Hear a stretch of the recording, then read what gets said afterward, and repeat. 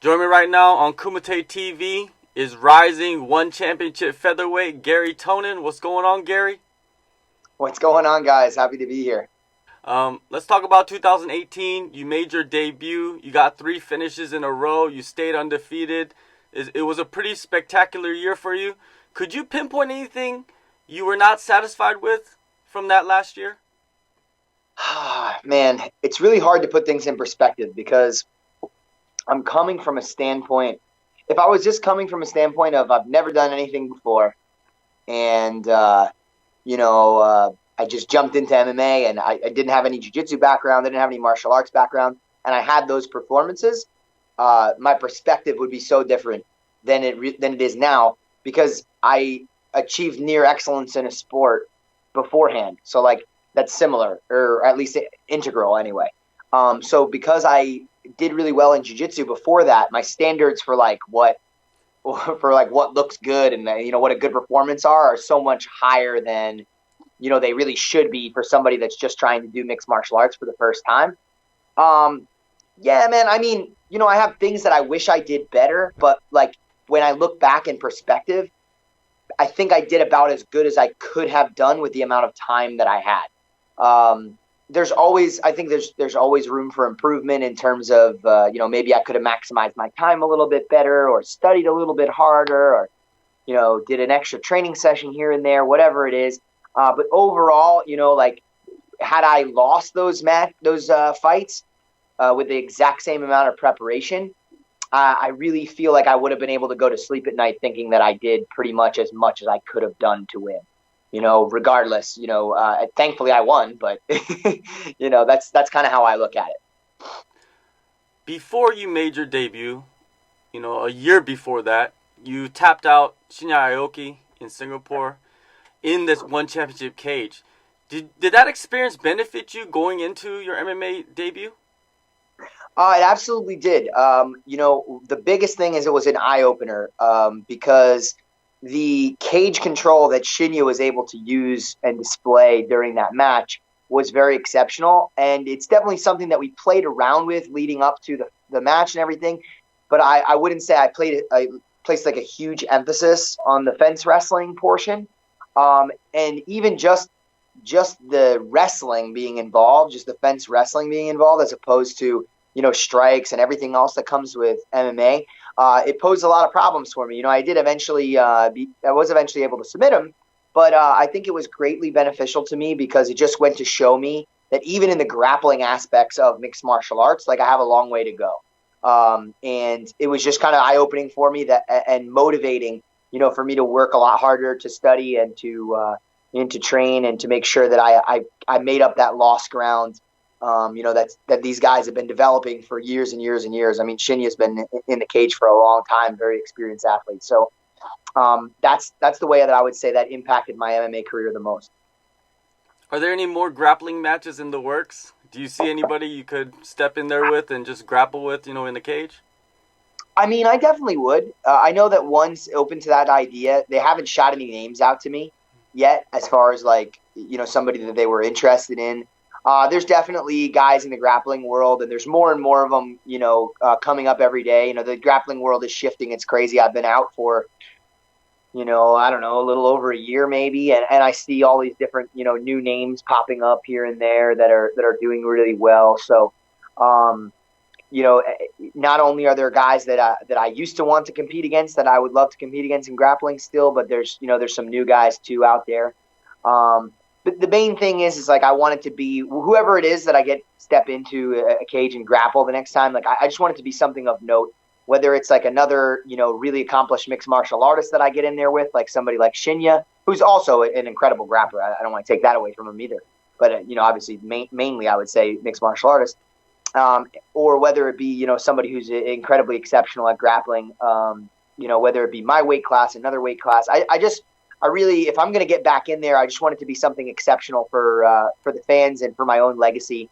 Because I've done a lot in grappling already. So if I'm going to take time away from, from mixed martial arts and really working to get better at that, it's got to be a big deal, in my opinion. There's definitely some matches out there. I don't know if there's anything in particular that I'm specifically thinking of. I could just throw out names, but I don't know. It's not like I really have like a grudge against like one particular guy. I mean, Crone has been a big name for a long time, but I don't really think it's going to happen considering that he's fighting in UFC now.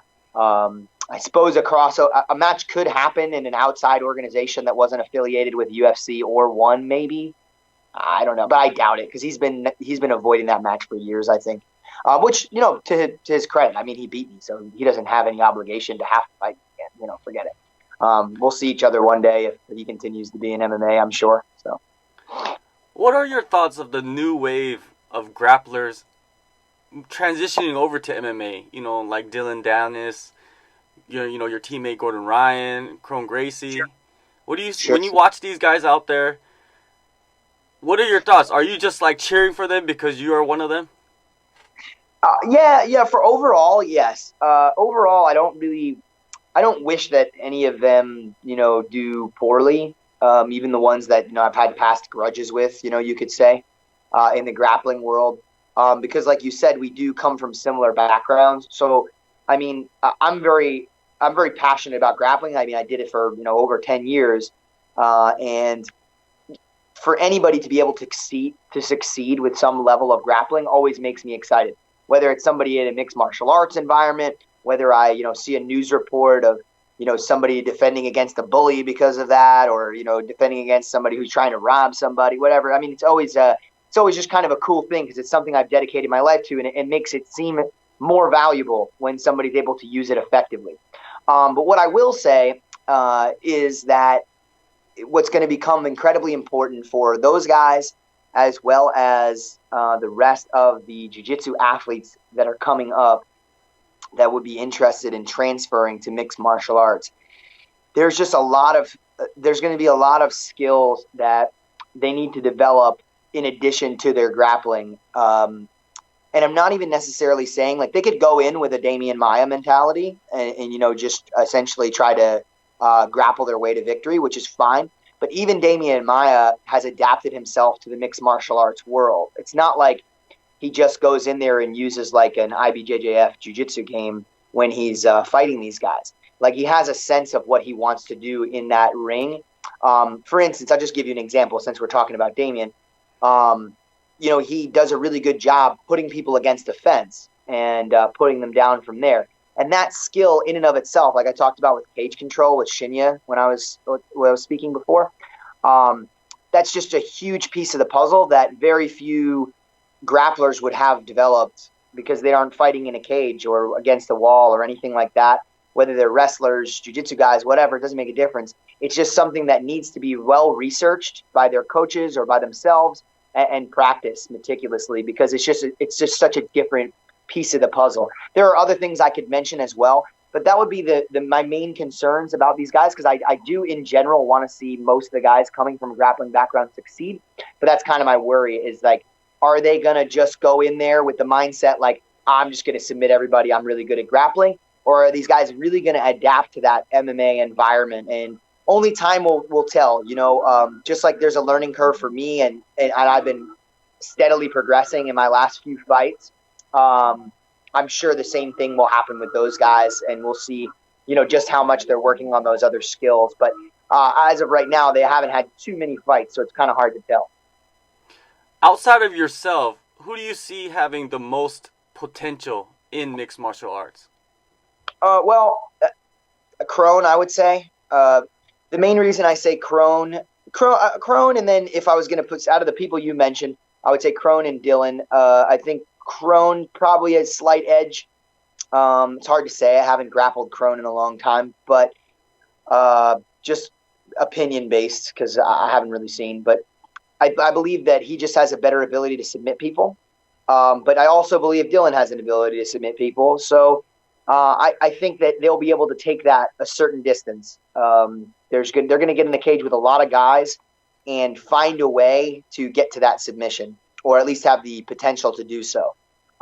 There will be roadblocks, though, and how much those guys work on those integral skills, things like fence wrestling, clinch wrestling and boxing, and shoot boxing and things like that, timing for takedowns. just how much they work on those skills are going to determine their success in those situations. But I do believe they can go very far with just the skills that they have. The same way that, an elite boxer, at a really high level is going to have certain successes in MMA and other certain struggles. That's kind of the way that I feel about those guys. But those would be my two picks if I said, like, these guys are going to have a decent career so far based on what I've seen. All right, now getting back to your career, your next challenge, March 31st in Tokyo, facing Anthony Engelen. Has it been difficult for you to get opponents since you had such a great 2018, or was this date something you wanted and you waited for? Okay. So I see what you mean, because it's been a little bit longer than usual for me for this third fight. Well, this particular venue, I knew they were going to make a really big show because it's the first time they're doing a show in Japan.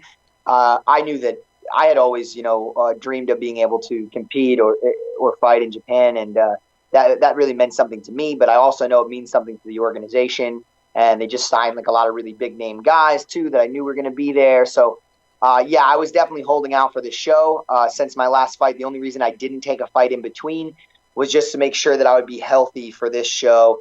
I didn't want to mess up my chances of appearing and competing in front of a lot more eyes. So, yeah, it was definitely something that I was looking forward to find my way onto this particular venue. Absolutely. Anthony, he's considered a striker with decent grappling. Do you see this matchup as, an opportunity for you to showcase your development in the striking department? Yeah, to a degree. He's very dangerous. So it's a little different situation than my last three opponents. Not to say that they couldn't have put me away. But okay, so the main dangers with my last three opponents were submissions, which I'm fairly confident of dealing with because I've been dealing with that for a long time. And TKOs, which it's TKO is kind of more of a cumulative thing than it is like an immediate thing. Usually, I would say overall. So this opponent with Anthony, I kind of missed on one of your points in the last question that you asked, by the way, which was I having trouble finding fights? Maybe, I can't really say. They didn't actually tell me like if they were having trouble finding an opponent for me. But they definitely stepped the level up, which shows me that, I'm sure that if they did ask anybody that was a lower level than Anthony, that they probably said nope. So I don't know. But you know what, though? I doubt that. They probably just asked Anthony right away because the guys in this organization, like, they're there to fight. Like, I feel like they just say yes. Oh, yeah, great opportunity. Because in a way, I'm an underdeveloped mixed martial artist, even though I'm having a lot of success. It's the best opportunity for these guys to get in there and beat me is right now. Like, the earlier they get a hold of me, best opportunity they're going to have to win because I'm only going to get better. I mean, I only have a year's worth of experience, right? So who knows? Maybe Anthony, jumped on that, or other people avoided it. I don't know. But anyway, yeah, Anthony's got that KO power, right? So I don't want to just say it's power because there's a lot more to KOing people than just power, accuracy, timing, whatever it is that he possesses that allows him to knock people out. I mean, the fight is happening and then it's not. And that's a very real danger that I don't know if I've faced yet. And I think that will change my approach. Even just mentally leading up to this, I watch tape and I see him knock somebody out and I can just tell like internally, like, okay, I'm treating this differently than I've treated like past fights. And I may go in there with a little bit of a different mentality and a different game plan, trying to put him away, as opposed to trying to feel myself out in the striking department, if you will. I do still want to strike, I plan to use a lot of the standing position. I don't think you're going to see me like, just like right off the bell, just like try to set up a shot immediately. But I do think I'm going to be a little bit more aggressive. It's hard to say, man. Fighting's so crazy. Like, you have a game plan and then you go get in there and the saying is really true. Like, you get punched in the face. And then you're like, maybe not. Like, let's approach this from a different angle. Maybe I don't want to, set that up because that hurt. So we'll see kind of what happens during the fight because I'm not 100% sure yet. Things change. And what's weird about all my opponents is I can research the hell out of these guys, but when I get in there, they fight different against me than they fight against anybody else because they know I have a very different background. So nobody they're fighting is really like me. So when they go to fight me, it's completely different. When I watched, for instance, Rahul Raju, like every single one of his fights, he rushed forward and attacked people. Maybe one time in our fight, he like rush forward and try to swarm me. Every other time, he kind of just held back and waited to counter me, which was working really, really well. But it was completely different than anything I'd seen on as far as tape on him is concerned. So Anthony may be a similar situation. It's like, okay, I watch all this tape about what he does, to strike with guys, but he may completely change it because he knows he doesn't want to get taken down or whatever the case may be. It's really hard to say.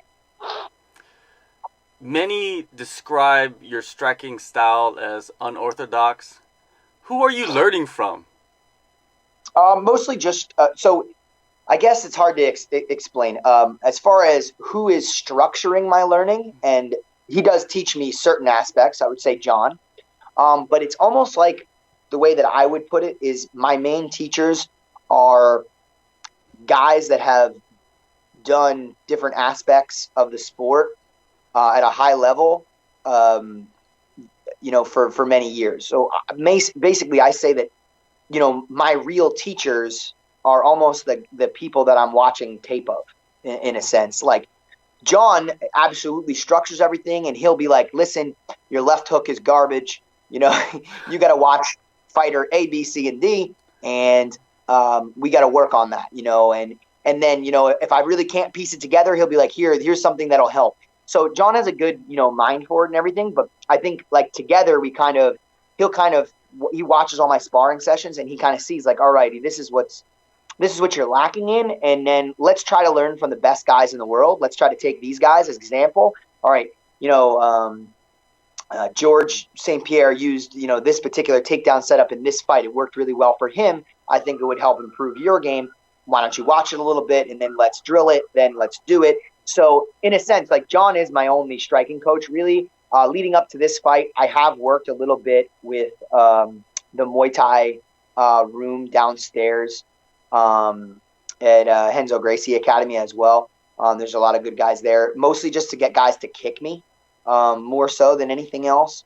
And those guys have helped me out a lot too. But they're not like John is just my teacher. He's the guy that's there every single day watching my sparring sessions and giving me advice and everything. But yeah, man, that's kind of how I would put it. Is he kind of structures the learning and highlights the things that I really need to work on, and then I watch some of these great guys through videotape, whether it's boxing, Muay Thai, MMA, whatever it is that we think is going to help the game. So that's kind of like where maybe that's why it's very unorthodox, because I'm just taking little bits and pieces from all these different people. It's not like I have a boxing coach where maybe my boxing would look very similar to what that boxing coach's idea of boxing would be.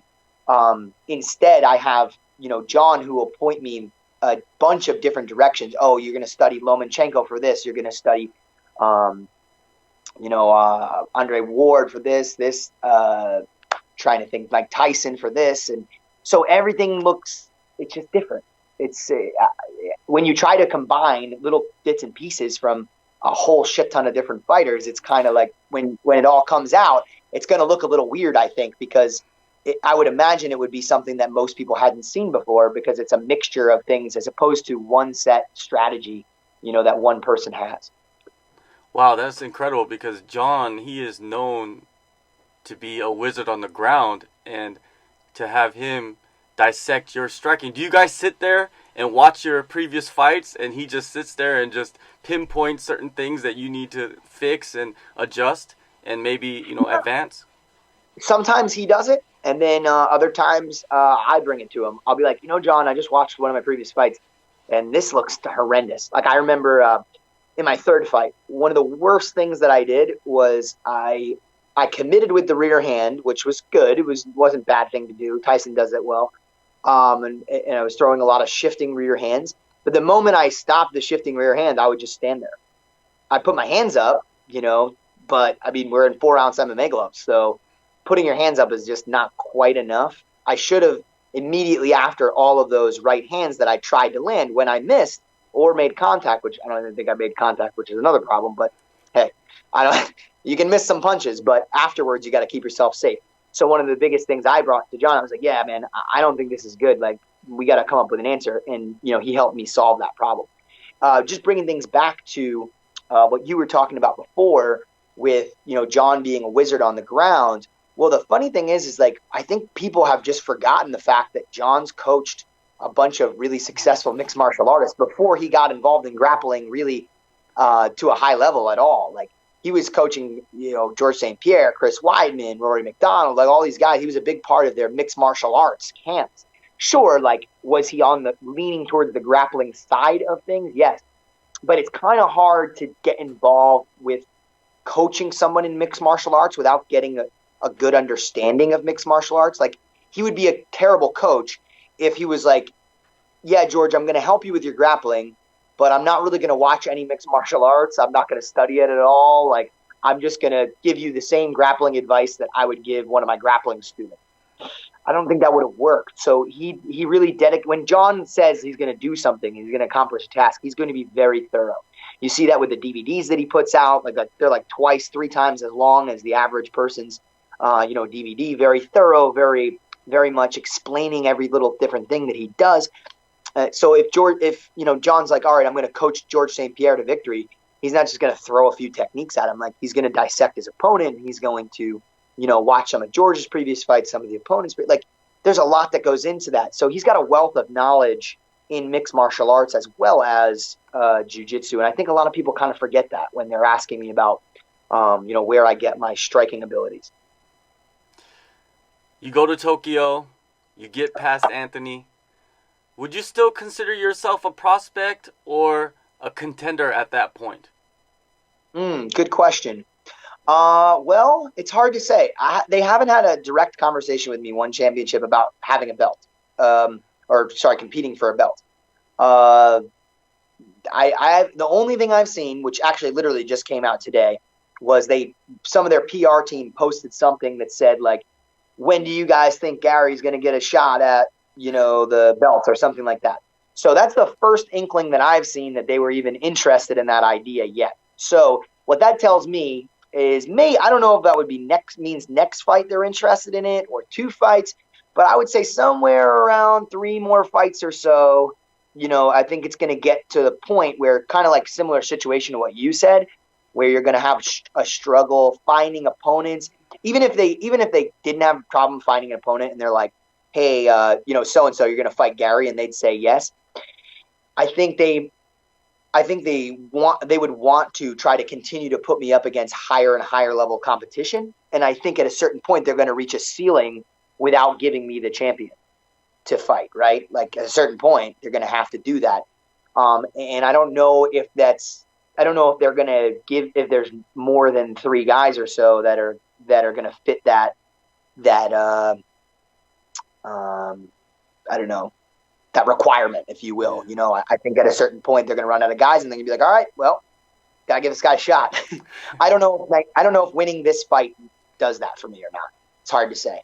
Also, I think sometimes you have to consider, like, the way that you win a fight. Like, I don't know, maybe if I KO'd the guy, like, that would be more significant to them. Who knows? I mean, sometimes that kind of thing happens, man. I've seen it happen in the UFC. I don't know if I've particularly seen it happen in one, where somebody just has a spectacular performance, and then they're like, you know what, like, this guy's on a roll. Let's give him a shot for the title now. Even though maybe he didn't beat guy A, B, C, and D that he should have. So it's safe to say that if you do get a title shot, you're ready for it. It doesn't matter when it comes. I think so. I think if you had asked me that my last fight, obviously it would have been too early anyway. But if you had asked me that my last fight, I would be like, give me some more time. I don't know. I mean, I guess, thinking about it, I've had a little over a year now experience, and it would be a big step up in competition, I think. But so is this fight. And, just like you said, if I can handle this fight and the KO power, which is like one of the biggest concerns in fighting, I think I'm ready. I mean, I think if they present it to me and that's what they want to do, I'm ready to go. If it's not what they're interested in, they want to give me more time, I'm okay with that too. I'm all about getting my experience in. Honestly, I really am. But I'm game. I'm gonna. I think I'm gonna do whatever they tell me to do. I've noticed that you're somewhat active on social media. There's you have a lot of supporters and you also have a lot of haters on there. What is your Sure. approach? What is your attitude toward these platforms? I mean, I just have fun with it. To be honest, it's just kind of like I treat it like a. I know it's something that's important for my career. I think a lot of athletes kind of miss out on that idea, and they start because as athletes, almost all of us start in amateur level competition. Of course, I didn't do amateur MMA fights, but you understand what I'm saying. Like at some point, I was doing this and wasn't getting paid. And when you're doing that, your only concern is winning. That's really all you have to do. Like social media and things, it's kind of important, but not that big of a deal because you're not selling tickets to anything. You're not promoting anything. So I think some people get the wrong idea and they keep being amateur athletes even once they've been professional. So social media is a big part of trying to make myself as professional as possible. It's like, how do I reach this audience that's supposedly going to be watching whatever it is that I do? Because ultimately, like they're the ones that are the reason I get paid to do it. Otherwise, if nobody's watching, I mean, I'm just doing this for fun. It's not, and I got news for you, man. I'm not really into taking fists and shins to my head for fun. I'm just not. Okay, like in sparring environment with my friends, okay, sure. But on a national stage in front of thousands of people, millions of people potentially, and my family being there, and in a super dangerous situation with a dude that doesn't like me at 4-ounce gloves. Hell no, I don't want to do that for fun, man. It is fun to a degree, but to me that's a professional thing. That's something that I want to do for a living. And if I want to do that, I got to keep promoting myself. So the social media, I really have fun with it. I don't really get to. If I get heated with somebody in social media, it's usually just kind of a conversational exchange. I don't think it ever really affects me emotionally. I can't let that happen. A lot of people, I think it gets to them because they, especially like guys that are super nice. Like you can look at a guy like Daniel Cormier, for instance. I don't know if they're like in MMA, there's too many nicer guys. Same thing as George. Like George is really nice too. And if you look at the comments on some of these guys' posts, it's crazy the things that people say to these guys. And they're like some of the baddest men on the planet. Like Daniel Cormier could kill you. George St. Pierre could kill you. Like, would they? No, but you understand what I'm saying? Like, they have the potential to. It's not like some dude you're getting angry at in a traffic situation. You have some road rage and, oh yeah, whatever, that guy doesn't know anything. No, these are guys who have proven that they are killers. And you got guys there, not only killers, but that they're also nice people. And you got people commenting all kinds of terrible things on their social media. So the moment I saw that and I saw the things that people would say about George and Daniel and things, I just, like, I'm going to get hate no matter what I do.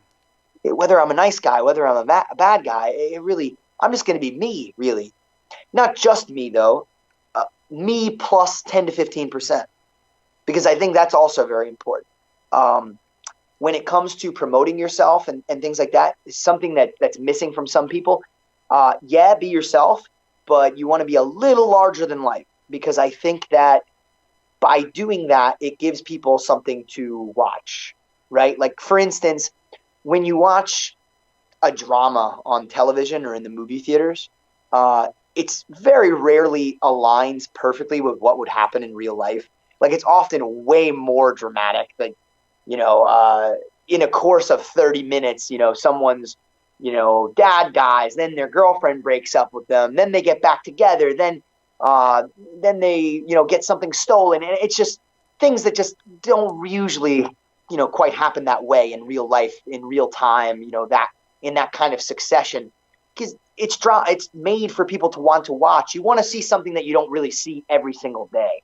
I'm me on social media, but I'm me plus 10 or 15%. I'm going to exaggerate some things. I'm going to try to make things a little bigger, a little bit more exciting, because that's what people want to see ultimately. They want to be entertained, and I'm an entertainer. And when it really comes down to it, I'm a martial artist, but I'm also an entertainer. And it's very important to understand that distinction, that I have those two jobs, not just one. Yeah, I think Dylan Dennis has perfected that through social media. He's only had one MMA fight, but he is larger than life on social media, and he's done a great job. Even though a lot of people hate him, you can't hate his hustle on social media. Yeah, no, absolutely. I've been saying this for a while. It's not the approach that I would take because that's not me plus 15%. To me, that would be the things that he does would feel very fake to me, right? Maybe for him it's not. Maybe maybe that is him plus 15%, or maybe it's some of the things he would. I don't know. Maybe that's him plus 50%. Maybe that's the deal. Maybe it's just like a crazy exaggeration, and maybe I'm not ready to take it that far. But there's no arguing with the results, right? That's ultimately what this conversation comes down to, is whatever that formula is for him. I mean, he's getting followers, and you could argue, he's friends with Connor and he gets to post a bunch of photos with him, which I'm sure helps. Don't get me wrong, but I think he does a lot of his own promotion as well. And again, not the way that I would do it, not the way that I would really hope one of my students would do it or somebody close to me would do it. I would have a tough time being really close to somebody. Like, I can't imagine a situation where me and Dylan were best friends. Let's put it that way. Like, if Dylan was my best friend and that's like what was going on, I'd be like, oh God, what did he say today? Because people will be asking me about it, and I'd be like, yeah, he's a good guy. I mean, even Gordon makes me feel that way sometimes. His social media is crazy. It's a little bit more. I like his a little bit more, Gordon's, but even Gordon sometimes, I'm like, oh boy, I'm gonna have to answer for this. Somebody's gonna ask me, why is Gordon doing this? And because I'm close to the guy. So yeah, man. Again, you can't argue with the success, but not the way that necessarily I would do that. What is Gordon's potential in MMA? Because he's been talking about it recently, and I think he's had a few fights, right, in MMA? Oh, in MMA? No, never. No fights. I think as a child, he may have gotten involved in some fights and things, but not in mixed martial arts or any forum where amateur or professional or anything like that. So he's just working on his skills, man, just like I did. He's doing it a little bit more recreationally. Unfortunately, he just got a major knee injury, so that's going to derail him for a little bit. And I think he has some aspirations in grappling still. So it's looking like, especially because of the injury, like we're probably set on like another year before we really see him in the cage. But I can't say for sure. That's the gist that I get from the injury, because it was a really tough thing. It sounds like the recovery is going really well. He's walking well and everything like that. I think he's going to be 100% very soon. But as far as his future in MMA is concerned, I think it's bright, man. I mean, I think the kid is crazy delusional. Like, he just has the confidence like I've never seen before in my life, for no particular reason. Don't know why he's that confident about himself. But in jiu-jitsu, it makes sense. He's accomplished, crazy, amazing things. But I feel like in MMA, like, he probably feels exactly the same way he does about grappling. And, I know he knows that he needs to work really hard to get to that level. But I think that Gordon has a high expectation for himself, and he's going to work until, just like he did in jiu-jitsu, he had a very high expectation for himself. And I think he's going to work as hard as he can until he reaches that expectation. We'll see, man. I think when he went into jiu-jitsu, I think his original thought was, oh, I'd like to be a really good mixed martial artist one day. So having said that, if that was like kind of his game plan in his head from the beginning, well, to me, that says it's a pretty good chance that he's gonna make a decent run for it in MMA. And you never really know. MMA is a crazy sport. Anything can happen. Like I said, those knockouts, man, the fight's going and then it's not. And it's all over in seconds. And who knows? Who knows what we're going to see out of Gordon? But I'm sure like he's going to prepare really, really hard before he does actually get in that cage. All right, one more question about the grappling side of the world. Nicky Ryan, he was recently announced that he's going to face Uriah Faber. Nicky Ryan, he's been going around and just taking out the old school guys, and it's been incredible. What do you think of his chances against Uriah? I think he'll do really well against Uriah. I was actually kind of surprised that Uriah took the fight, but I thought it was really cool that he did. I think like Uriah's just looking for some different things to compete in, and man, I think Nicky's. I think just the level of jiu-jitsu nowadays that these guys are on is just so far exceeded what because Uriah is a grappler. Don't get me wrong, but it's so far exceeded the limits of like what these guys were doing back in the day and currently in mixed martial arts because there's Nicky's specializing in this. He's doing it every day, multiple times a day. Sure, he's younger. Sure, he's not nearly as strong. Uriah is going to be way stronger. Regardless, even if they weigh in the same weight, Uriah is just a physical specimen. He's been doing this for a really long. He's a man. Let's put it that way. He's a man. Nicky's a boy. That's just how it is. That's the story, and it's going to play a role in athletics. Even though I consider even though I consider jiu-jitsu to be a highly technical sport where a lighter guy could beat a bigger guy, like it plays a role, man. I've had many fights against really big guys, and it's tough. It's different. So even though I don't necessarily say that Uriah is that much bigger than Nicky, he will be a lot stronger, and it's going to be an interesting challenge for Nicky to deal with. He has struggled with that in the past. There have been opponents that he's fought where I've said, you know what, if Nicky was just like a little bit stronger, I think that match would have went it different. But hey, man, that's part of his development. He's growing up, and he'll get there, eventually. But I think from a technical standpoint, it's going to be hard to touch him. I don't know what the rule set is. Which organization is putting that on? Polaris or? I think it's Kasai. Is it Kasai? If it's Kasai, yeah, I'm not 100% sure because they change up rule sets so much. If there's a potential for a decision, maybe he could squeak out a decision. I certainly don't see Uriah submitting Nicky. Let's put it that way. If there's some way that maybe he can be a little bit more active and he can kind of stall and not let Nicky get in on things, maybe he could get squeak out a decision depending on how long the match is and what the rules are. But other than that, man, I think we're going to see Nicky on top on that match for sure. And I'm very excited about it. It's super awesome of him to accept that. And I'm just excited about all the big things that are in Nicky Ryan's future. Just came off that ADCC trials win, 17 years old. That's crazy. I don't even think I competed in my first trials until I was 19, and I lost my first match 0-0 decision to JT, and Nicky just went in there and literally submitted everybody. So the sky's the limit for that kid. I'm so excited to see what his future holds. Yeah, man. Just like him, I'm excited to see what the future holds for you. It all starts March 31st in Tokyo. Man, yeah, it's the biggest event in promotional history. You get to be a part of it, and it could be a launch pad for you to chase that belt, man. Thank you for your time, Garry, and good luck to you, sir. Yeah, very excited. Thank you so much. Really appreciate you having me on.